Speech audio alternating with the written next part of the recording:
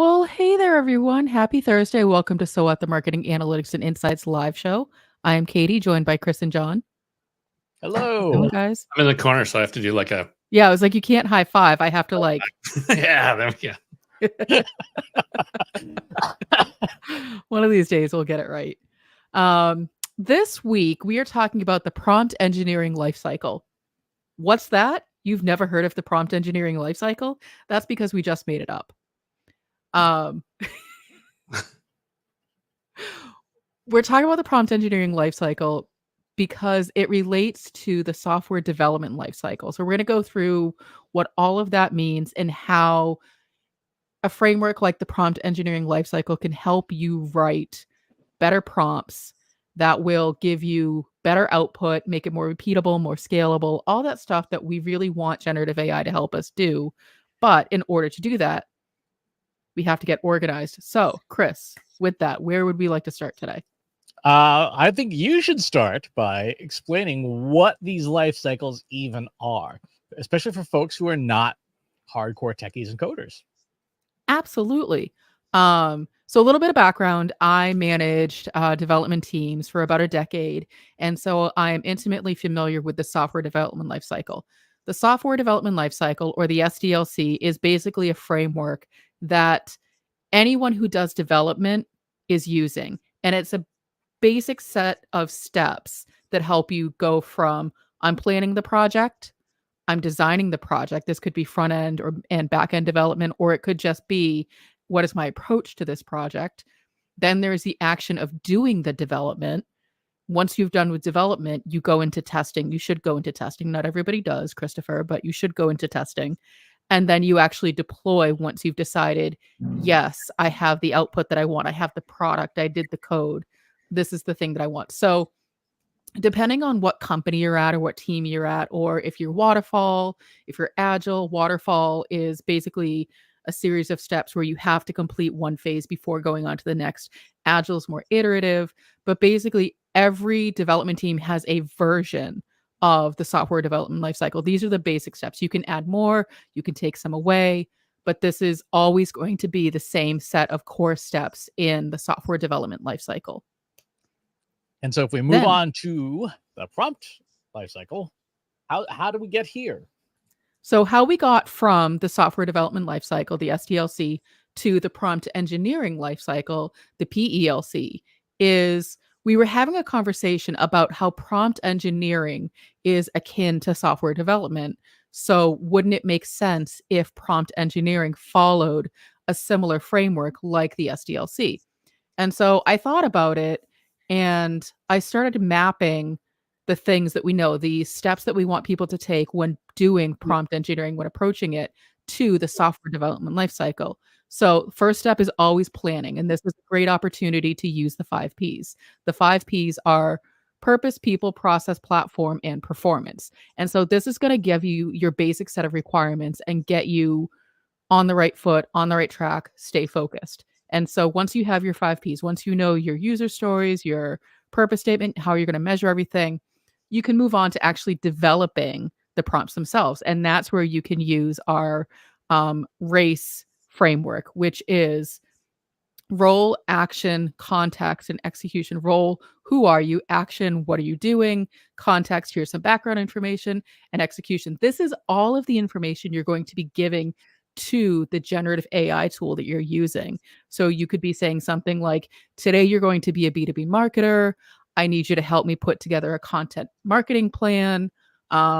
Here's some background information of what we currently write about. Okay, let's go ahead and do it. You can grab a free copy of this framework at trustinsights.ai/prompt sheet. So that is the second phase. That's your development. Once you get through the development, you probably have to go through some iterations. This is where it gets sort of becomes similar to testing your code. So the very first version is probably not the correct version. So you have to go through, work with the generative AI model. And this is where the pair framework, you can grab a copy of this, again, no download, at trustinsights.ai/power questions. So the first thing you want to do is prime your model. So you've given it some basic information, say, well, what do you know about this? What are some best practices? So in that example of a content marketing plan, what do you know about putting together content marketing plans? And then you would augment it and say, what questions do you have for me? Then you would refresh it and say, what did I forget to ask you? Because these tools, these large language models have a wealth of information, but it doesn't know to tap into it unless you're prompting it to do so. And then you would evaluate, did it fulfill the conditions of the prompt completely? And so that's your testing. So did I ask everything? What else am I missing? And just keep going through. And your testing is your iterative phase. And then once you're satisfied that I have built a prompt that's going to do what I need it to do, then you deploy. You start using it in your every day. You use it to build your content marketing plan. You use it to run code, whatever it is, and you put it into your prompt library. And then you have maintenance, which is once a month, once a quarter, however often your data is changing or your needs are changing, your goals are changing. You go back and revisit the original prompt that you built and said, does this still stand? So that is I feel like I've been talking for way too long, but in a nutshell, the software development lifecycle is how you approach software development. We've now adapted that to be prompt engineering focused, how you approach prompt engineering. First question people probably ask is, well, why can't I just open generative AI and start, working on it? You absolutely can. You're likely not going to get the results you're looking for. Same with software development. You can open, a blank browser and start coding, but if you don't have a sense of direction, you're just going to be sort of floundering around. You don't know if you're getting the outcome. Same thing with driving a car. You can get in a car and start driving, but if you don't have a destination, you're going to waste gas, going to sit in traffic, maybe run out of your podcast because you've listened to all of them. I don't know. There's a lot of things that could go wrong. So you really want to have a plan going in. I'm done. No, I think that's an excellent overview because most people think of prompt engineering and prompting as exactly what you said. Open up ChatGPT or Gemini or Claude and just start typing. And there's nothing wrong with that. That is totally fine. That is a great way to use basic generative AI. However, for a lot of companies, they want to do more with these tools. They want to have them be public facing. They want to leverage the data that already exists. They want to do capabilities at scale. And there's nothing scalable about a person copying and pasting into ChatGPT over and over again. That's not a good use of someone's time. And there are now systems built on these tools that allow you to put together these kinds of utilities. So I figured for fun today, we would explore what this might look like. And we're going to do this in Google's new Vertex AI. Vertex is their system. If you remember back from previous episodes, we did an episode on custom GPTs. And we built a custom GPT called Katie GPT that tries to imitate Katie. And that's fun. We could use it within the Chat GPT interface and stuff. But what if we didn't want to have it just be in OpenAI? What if we wanted to have it on our website or in our Slack group or any place? What if Katie GPT could be everywhere? Ooh. Well, it can be. Katie GPT's coming for you. It's everywhere. Exactly. It can be. And so what we'd want to do is to start thinking through the prompt engineering lifecycle, right? What is it supposed to do? What does the prompt look like? How do we test it? And how do we deploy it? And the deployment and maintenance parts are the parts that are going to get real important, because if you are using a tool like ChatGPT, just as a consumer, just talking to it stuff, there really isn't a lot of deployment and maintenance per se. You can always go back. You can say, hey, clarify what you said. When you are using one of these systems and you are actually deploying software, now you don't have the ability to ask follow-up questions anymore. You've got to get the prompt right on the first shot. And that's what makes this lifecycle so important. When you want to take your AI usage from personal and human and individual to scaled for the enterprise, you need to use this framework like this to make it work well. All right. So I'm going to go ahead and leave Gemini, leave the comfort and safety of the interface we all know, and go into Google Vertex. You will notice here, this is very similar to the way the custom GPTs work in OpenAI. Except it's got Google's design interface. It's less pleasant to look at. We're going to go ahead and call this, instead of Katie GPT, we're going to call it Agent Katie instead. I think that sounds more fun. And Agent Katie's got to have a goal. So, Katie, what's Agent Katie's goal? To take over the world. Doing what we do every weekend, Brain. Thank you, John. Well, no, so to be realistic in this sense, okay, so you're writing it. So basically it's exactly that, to provide helpful, useful, and truthful information to the user about trust insights. That is a really good goal. And then, so for those of you who didn't get a chance to see our previous episode, you can go to trustinsights.ai/YouTube, go to the So What playlist, and you'll see how we built Katie GPT. This is a lot of the same information that we had to give to that custom model to give the background to say, when you are acting as Katie GPT or now Agent Katie, this is who you are. These are the things you speak about. This is your mission. These are your values. This is your expertise. And so that's the information that Chris is starting to fill in here. Thankfully, I know myself very well, and Chris and John know me, so they don't even have to ask anymore. Now, Agent Katie, we need to give some parameters to Agent Katie. And so this is where we might want to go to our consumer environment just to do some testing. And we want to ask, for example, what do you know about Katie Robert, CEO of TrustInsights.ai? That could be one way of doing it. You could grab stuff from what you know internally. Of course, we have Katie's bio from the website, and we of course have lots and lots of writing samples. It says it doesn't have enough information. That's fine. What I did was I went and got the old Katie GPT instructions that we built. Now, at this point in our prompt engineering lifecycle, we've got more or less all the context, right? So here we have Agent Katie, key instructions. These are the key values, background information about Katie's writing techniques, background information about Katie's writing style, example of Katie's writing, and so on and so forth. So we feel like we've got a really good, fairly lengthy prompt. But if we go to the prompt engineering lifecycle, the question is, is this prompt satisfactory, or do we need to do some iteration on it, Katie?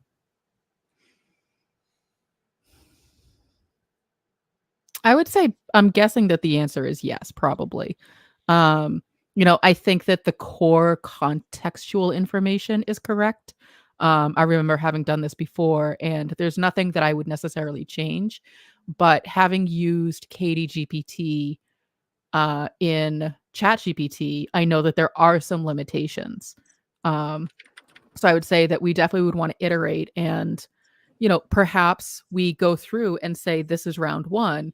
We give this information to the large language model and say, what questions do you have? This is where we could get into some of that pair framework of, what am I missing? What other information would be beneficial here? And one of the things you said on our podcast episode about this week was that these questions are actually useful for the human side of things as well as the machine side. They absolutely are. I mean, I like to think about it.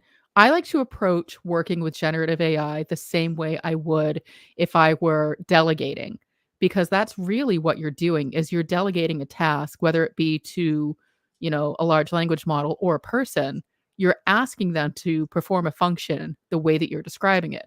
A lot of times where we as humans run into issues with delegation is we're not giving enough information. We are making assumptions about what the other person knows. So like, John, if I say to you, I need you to go ahead and bring in $10,000 more. You'd probably naturally have a lot of questions like, well, what is the timeline? How am I approaching this? What do we have to sell? Who's the audience? What is okay to say yes to say no to? What are the price points? Is it one shot? Is it multiple projects? Those are natural questions that you should have. But if I'm giving you instructions saying, bring in $10,000 more and giving you no additional context, I'm not setting you up for success. It's the same thing with a large language model. If you're not giving this model the opportunity to ask questions and get further clarification, you're not setting it up for success, and you're not going to get the results that you're after. So, John, add that to your list. Yes, $10,000. Show up with a bag of money. Perfect. So we're going to iterate. And one of the things we're going to iterate on is in that role. So we're actually going to put in as a role.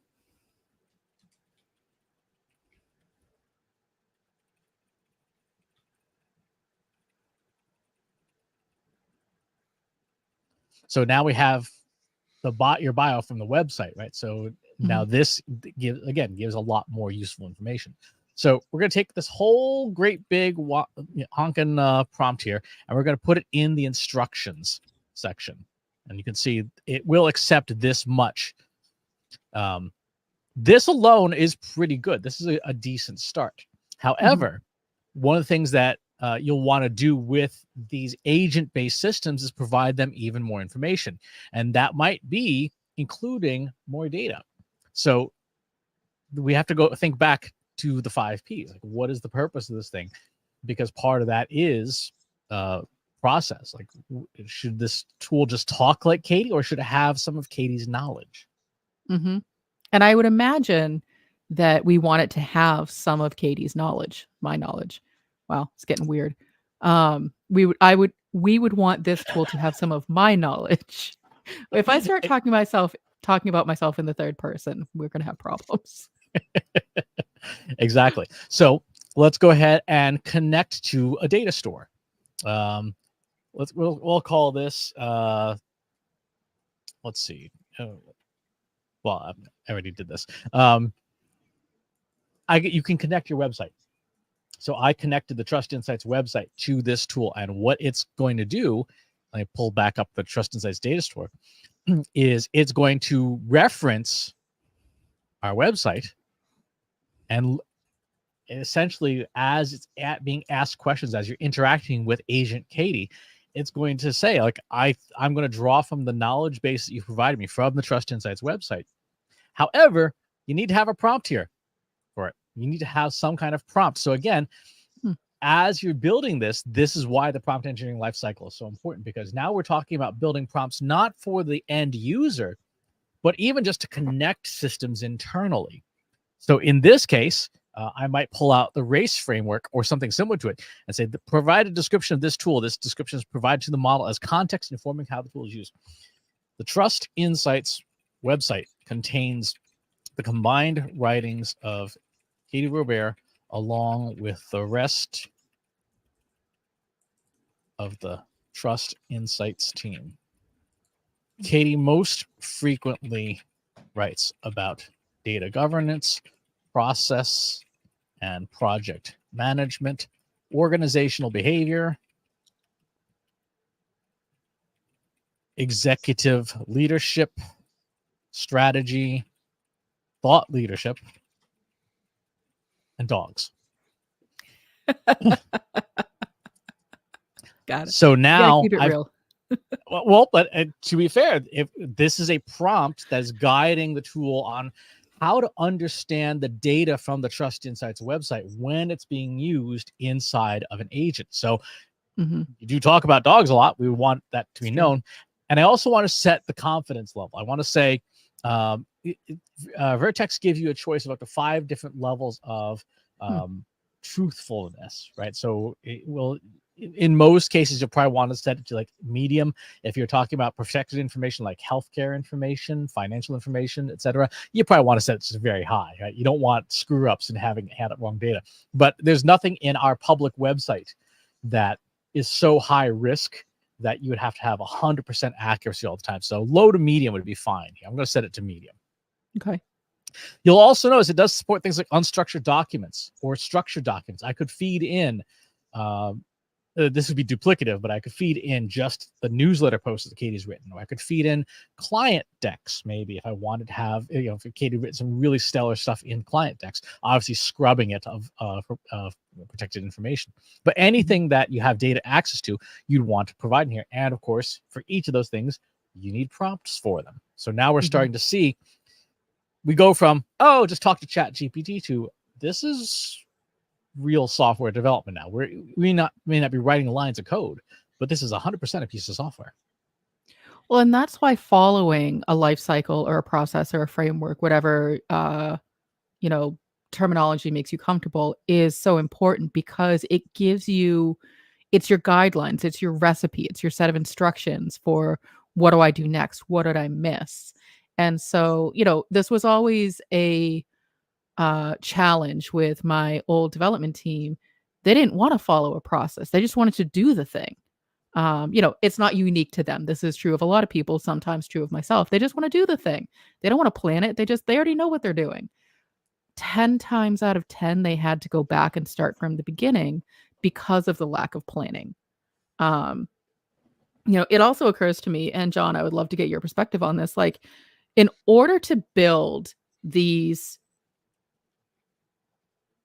doppelganger large language models of an individual person, that person has to have some sort of a presence. You have to know enough information about them so that it's useful. Like, do you think that there are, people in executive roles that just like don't have enough of a stance or a personality or just enough information about them in order to do this? Like, are they just too vanilla? Oh yeah, no, that's definitely a problem. I mean, we see this all the time. It's amazing to me still that there's like executives who don't even exist. I mean, not even a LinkedIn profile, but there are people that are in these bureaucratic roles and don't want anyone to ever contact them about anything and stay hidden, and so that's the way it goes. The interesting thing with this is, you can train it on anything. So you could have employees where you're like, well, this person should be like this person, and you can grab other data. But yeah, I don't know, this whole thing is pretty fascinating. I haven't seen behind the scenes on this thing yet, so I'm very interested in how this, comes together. But just to, for a quick plug on process too, because I'm always like you, I'm a huge fan of all this, and it always just comes down to the same thing. It's like, yeah, if you're just trying to do a proof of concept or get something done, like, yeah, one person can bang it out. But as soon as you want something that's repeatable and across an organization, you've got to have the structure there as far as, keeping track of what's where and how many times it's run and how the code has changed over time, even just for prompts, right? Like, you don't want every person starting from zero every time they do this. There should be some organizational learning that gets applied that puts your whole team ahead of the mark, instead of having, some teams doing a great job all the time and other teams just screwing up every time they go out there. Mm-hmm. So, are we ready to talk to Agent Katie? I guess as ready as I'll ever be.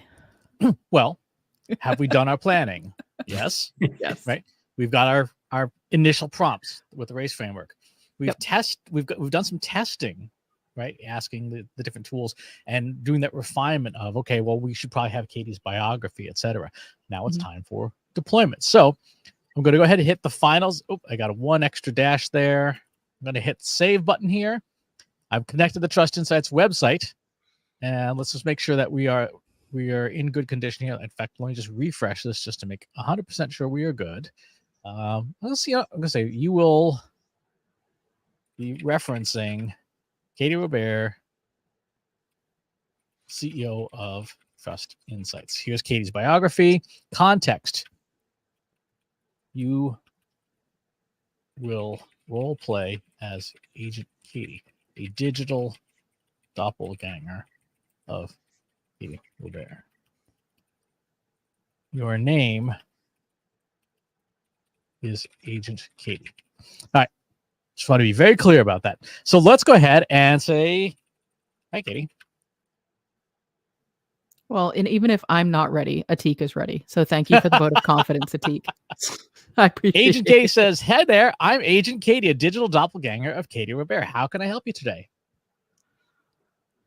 Oh, that's a loaded question, Agent Katie. John, how can Agent Katie help you today? Right. Tell us about the software development lifecycle. Or better yet, tell us about the 5 Ps.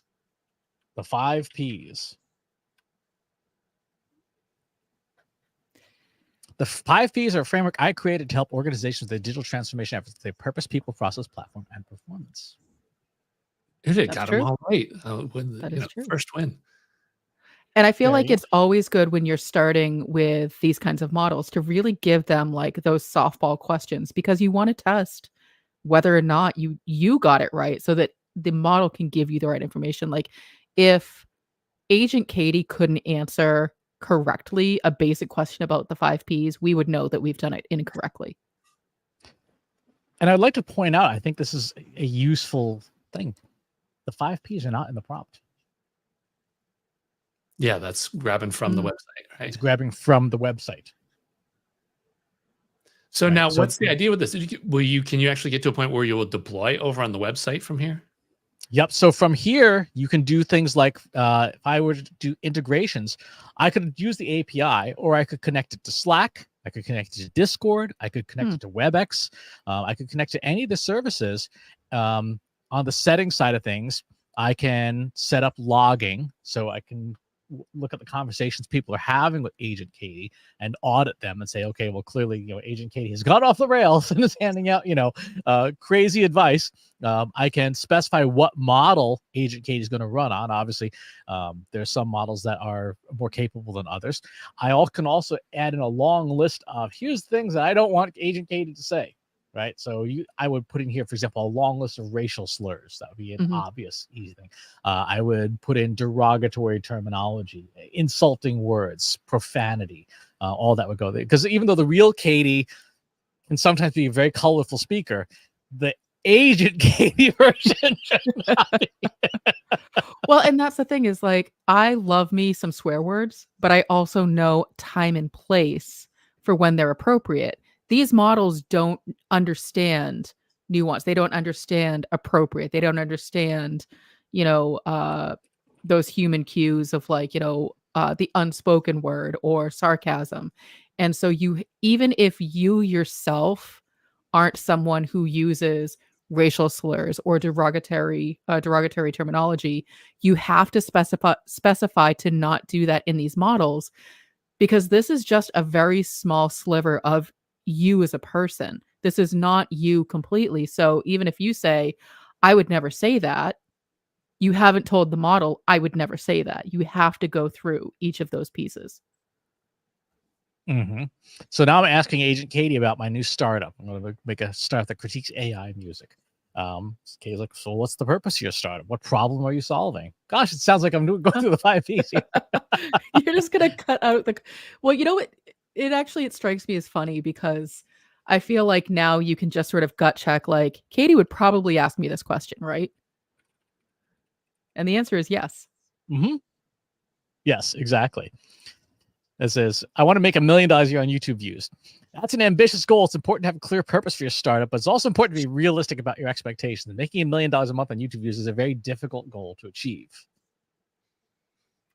Okay, but I still think I can do it. How I actually expected you to respond with, but I wanna.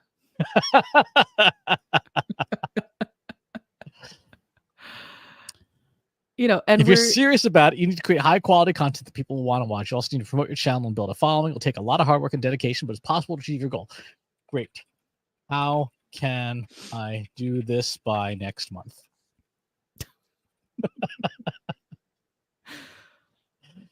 But this is fun. I mean, this is music, but if you think about it, this is part of deployment, right? This is QA. This is the QA process of how do I test this model to make sure that it is behaving as intended. Katie says it's not realistic. You can't do that by next month.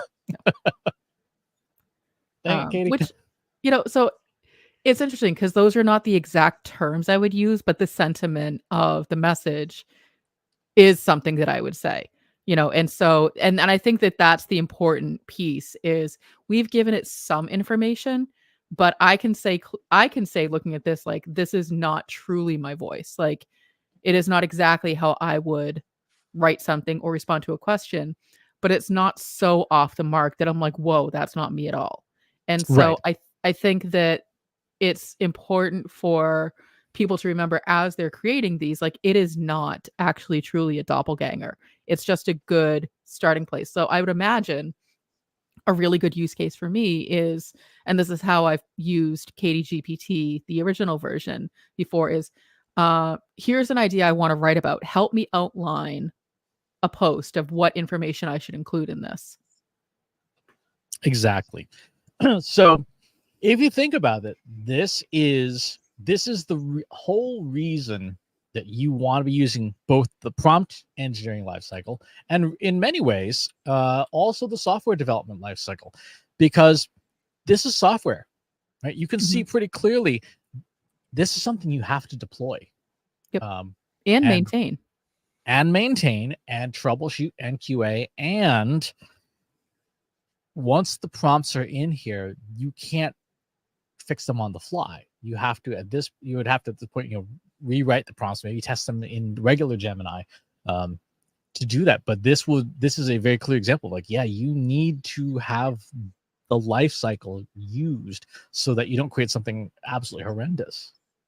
Well, and I think that that's really always the point that we come back to is, when someone's like, well, why do I have to do my requirements gathering? So that when it goes wrong, you know what went wrong and where. You can point to, these are the steps that I took. Or you can say, this is what went right. Let's replicate it multiple times. It's really about scalability. The point that I made on the podcast when we were talking about this is you don't have to use a life cycle, but you have to be okay with how much budget and resources you're willing to waste to get it wrong. And by using a framework or life cycle, whatever you want to call it, helps ensure that you're doing less wasteful things so that you have a purpose in mind, you have an outcome in mind, you have a process. It doesn't have to be perfect the first time, but it's going to be better than if you didn't have a plan. Exactly. And so now, if we wanted to, we could say, okay, let's go ahead and get this integration to Slack. Oh, this is really fun. Well, I'm not going to do this live because okay. that would no, involve. I meant like once it's integrated into Slack, I can only imagine the off-the-wall things you guys are going to ask Agent Katie. It's a joint analytics for marketers. You can talk to Agent Katie there. I was actually going to say that might be something worth trying out at some point. We will obviously test it with our own company Slack first, because just in case it goes off the rails. But it might be an interesting thing. We joke in our Slack group sometimes that Katie will be stepping away for vacation, and Katie GPT will be taking her place. Could actually be Agent Katie could actually be that role. So if you want to at some point in the future try this out, go to trustinsights.ai/analytics for marketers. So John, what do you think? Is this the future, or is this just, a novelty? Do you see companies actually building large language models in this way? Well, it's the next step of, it's getting beyond just the prompt, I mean, we've talked about it before. It's like, yeah, it can do cool stuff, but ultimately it's the same problem of somebody sitting there grinding 35 prompts a day through the machine, and that just doesn't work. So this idea of having it baked into a platform, so it is live running software that you're turning on and making it work. But yeah, it opens up a whole other set of problems and questions, keeping it on the rails, and is it trained correctly and all this kind of stuff. But I don't know. This is really the future of this stuff, because again, like every new tech, right? We apply it to our existing paradigms. The example I always give is, there's a period of like 7 years where there was a yellow pages of the internet. Like people were actually publishing a book of here's where you go on the web, because that's what we knew. That's how phone numbers and other things worked. And it wasn't until people got their head around the idea of a search engine that whole industry was erased. And so it's going to be the same thing with generative AI. Right now we're saying, oh, it's going to make cool pictures and it's going to write stuff for us. But there's going to be whole new applications that are completely new. And this here is right on the edge of that, as far as, there's going to be some people that are going to make some bots that are doing some interesting stuff. I mean, you can already think about the opportunities to trade it against like financial data and be able to give, examine what's going on in the news and give financial advice or all that kind of stuff. I mean, there's all kinds of opportunities here. One of the things that we didn't really talk about is that in this tool, one of the options is the Open API protocols. This is a Google thing. The Open AI protocol and Schema Builder allows you to connect to external APIs. Now, bear in mind, Agent Katie, we built Agent Katie's more or less as a chat bot, right? So something you could talk to. That is not all that this thing can do, because it really is. Here's the goal, here's the prompt, and then here's the data stores. So you could, to John's point, connect an OpenAI API to the NASDAQ, right? Or the New York Stock Exchange. Bring in that data. And instead of having a long bio about Katie, you would have a series of rules for trading. Say, like, these are the trading rules that I want you to adhere to.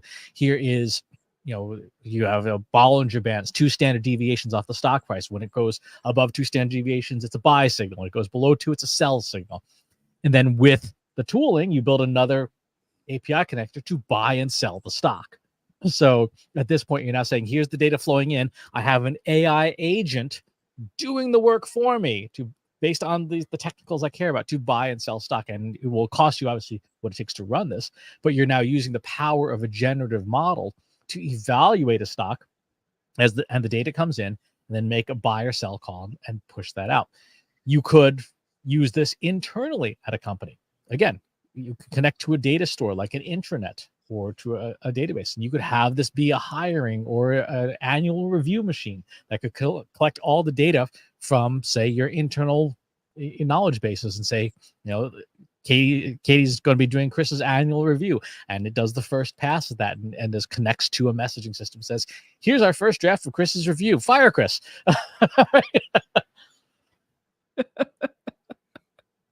This is agnostic, right? So we used it as a chat, but it is not all this thing can do. Anything that you can do with generative AI, you can do with an agent.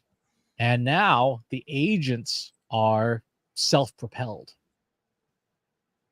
I would say just don't ask Agent Katie about stock trading. She knows very little, if anything, about it. She's going to be your worst agent for that. Yeah, I think we'd let someone else, do the first few rounds of that and let them burn their 401k to the ground before we That's right.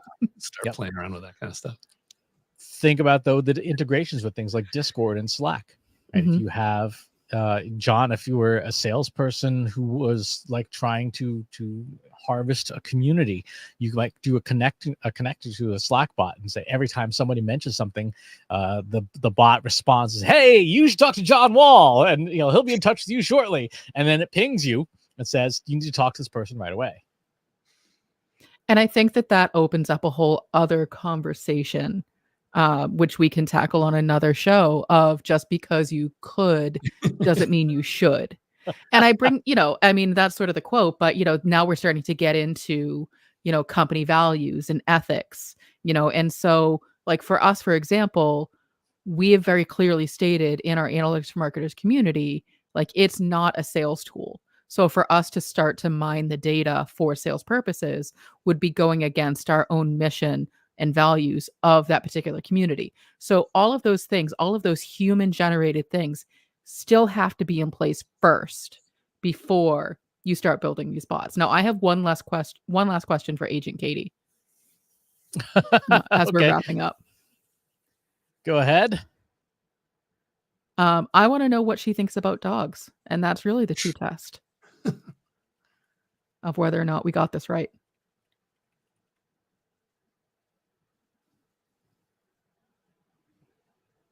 See, it does not have knowledge from the website because we didn't put your dog's names in depth on the website. You have AI Katie has an AI dog named Buddy. Good for her.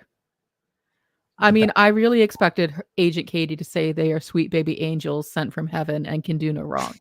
And so that's where I know I need to add more information about that particular topic if that's how I want to use this particular language model. Yep, exactly. The other thing I will point out, you'll notice that there was no length limit on the prompt. It's not saying like, you have this many characters and stuff. So there's a lot of things that you could build in for handling different queries and situations. And again, that goes right back to the software development lifecycle and the prompt engineering lifecycle, is that iteration, constantly looking at these things to say, well, what else should it be able to say?